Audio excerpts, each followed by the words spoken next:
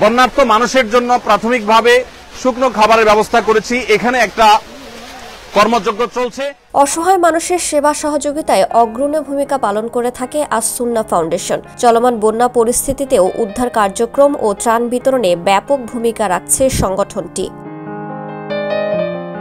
আস-সুন্নাহ ফাউন্ডেশনের উদ্যোগে বন্যার্তদের মধ্যে ত্রাণ বিতরণ কার্যক্রম পরিদর্শন করেছেন ঢাকায় নিযুক্ত ফিলিস্তিনের রাষ্ট্রদূত ইউসুফ এস ওয়াই রামাদান।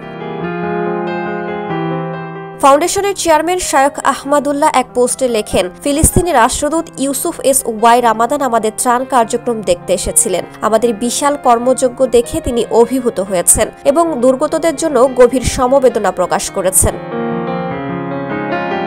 এ সময় তিনি বাংলাদেশের দুর্যোগপূর্ণ পরিস্থিতিতে পাশে থাকার ইচ্ছা প্রকাশ করেন। বলেন, বাংলাদেশের মানুষ ফিলিস্তিনের জন্য যে গভীর ভালোবাসা দেখিয়েছে, আপনাদের দুর্যোগে এর দায় কিছুটা হলেও আমি শোধ করব। আক্রান্তদের জন্য একটি সিম্বলিক সহায়তা প্রদানেরও আগ্রহ প্রকাশ করেন ফিলিস্তিনের রাষ্ট্রদূত।